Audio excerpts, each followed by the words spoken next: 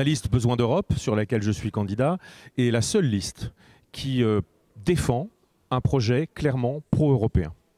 Et c'est pour moi indispensable d'être sur cette ligne, alors que la guerre en Ukraine, la mondialisation, les ambitions de la Chine, de l'Inde, des États-Unis sont autant de menaces pour la France, pour l'Europe, pour les Français dans leur vie quotidienne, pour leur emploi, pour leur sécurité. Quand j'étais étudiant, c'était le moment de la chute du mur.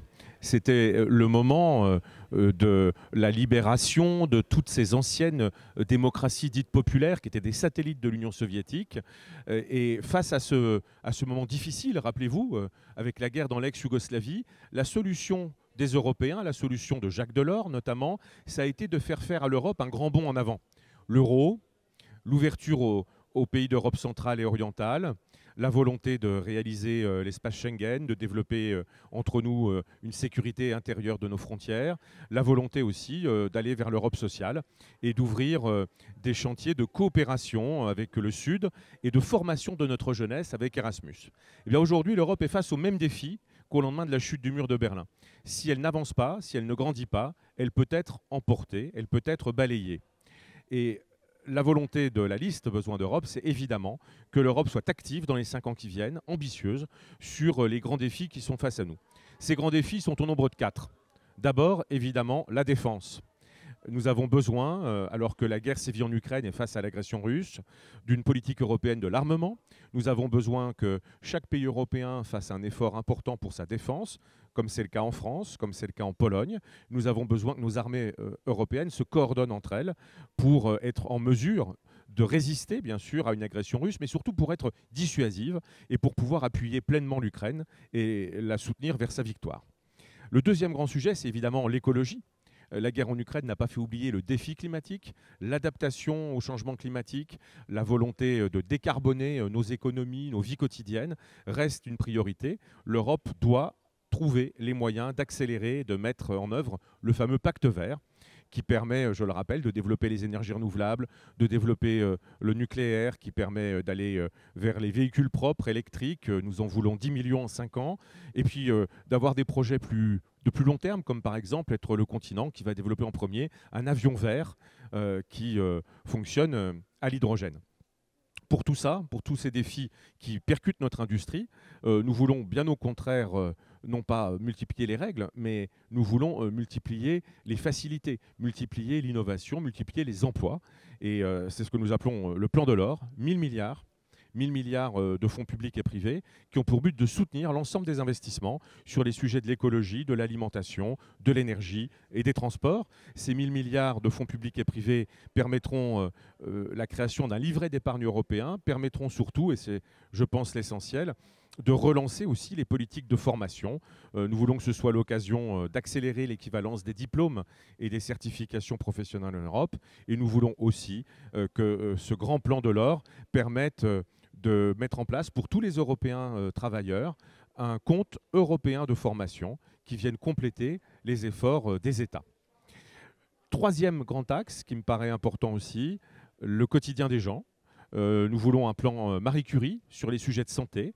Dans le plan de l'or, on va aller chercher quelques dizaines de milliards pour travailler sur des vaccins et des thérapies contre les maladies dégénératives, contre le cancer, contre Alzheimer, en faisant finalement pour ces grands problèmes de santé publique la même chose que ce qui a été fait au moment de la Covid, en accéléré, avec la capacité de l'Europe à produire 1,4 milliard de vaccins en 1 an.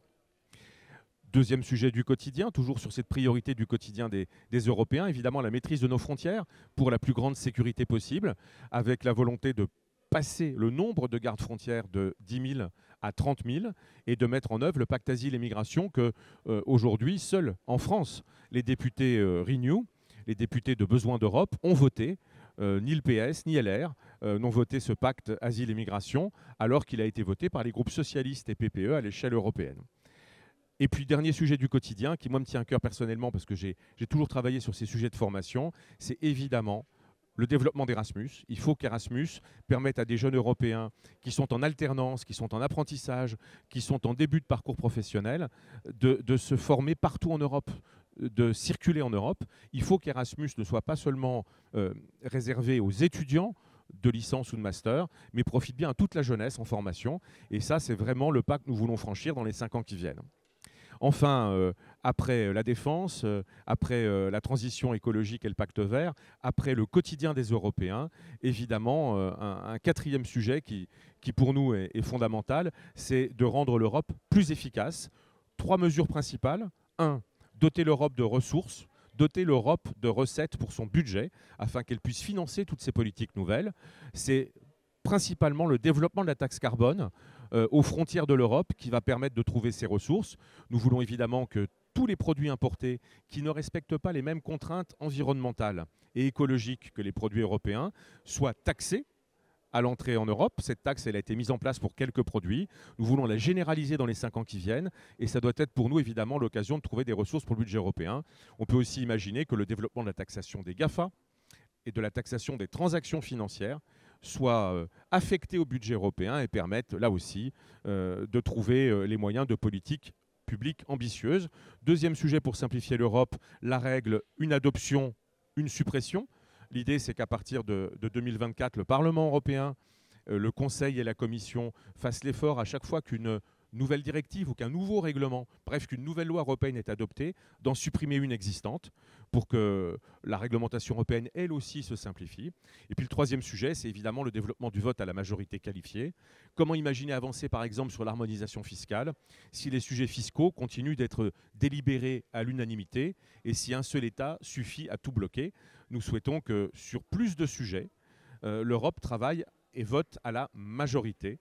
Ce qui permettra bien sûr d'aller vite et fort sur ce qu'attendent nos concitoyens, l'harmonisation fiscale, l'harmonisation sociale, plus de justice aussi entre les pays européens, que bien sûr il n'y ait pas entre nous de concurrence déloyale. Voilà les grandes priorités du projet de la liste Besoin d'Europe. Vous avez compris que c'est la seule liste qui parle d'Europe, c'est la seule liste qui n'est pas hors sujet, contrairement bien sûr à la liste du Rassemblement national, qui prépare déjà la présidentielle de 2027. On ne sait pas d'ailleurs si Jordan Bardella n'a pas en tête finalement d'évincer Marine Le Pen, mais pour nous, ce n'est pas le sujet, la présidentielle de 27. Pour nous, le sujet, c'est l'Europe de 2024. Puis bien sûr, contrairement aux listes LR, qui court un peu derrière le Rassemblement national, je l'ai dit, Bellamy, contrairement aux membres de son groupe au Parlement européen, n'a pas voté le pacte asile et migration parce qu'il avait peur d'être dépassé, d'être débordé par le Rassemblement national. De la même manière, d'ailleurs, Raphaël Glucksmann, qui est un peu le bel ami de gauche, n'a pas voulu non plus voter ce pacte, alors que le groupe socialiste européen l'a voté, parce qu'il avait bien sûr peur d'être dépassé par la France insoumise. Au moment où les extrémismes, le Rassemblement national bien sûr, la France insoumise aussi, veulent mettre l'Europe à l'arrêt pour qu'elle dépérisse, pour qu'elle disparaisse, Besoin d'Europe propose le seul vrai projet, le seul vrai bulletin de vote européen.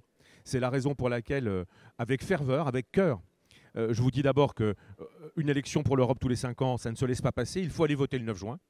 Et je vous dis surtout que c'est le bulletin de vote Besoin d'Europe que vous devez choisir. Si vous voulez bien voter pour l'Europe en 2024, et non pas voir votre bulletin de vote détourné vers des tactiques politiques pour 2027 qui viendront plus tard en leur temps. Le vote du 9 juin est historique. L'Europe est face à une étape comparable à celle du lendemain de la chute du mur de Berlin, je l'ai dit. Cette étape historique, elle nécessite un projet européen, c'est celui de Besoin d'Europe. Le 9 juin, un seul jour, un seul tour, votez Besoin d'Europe.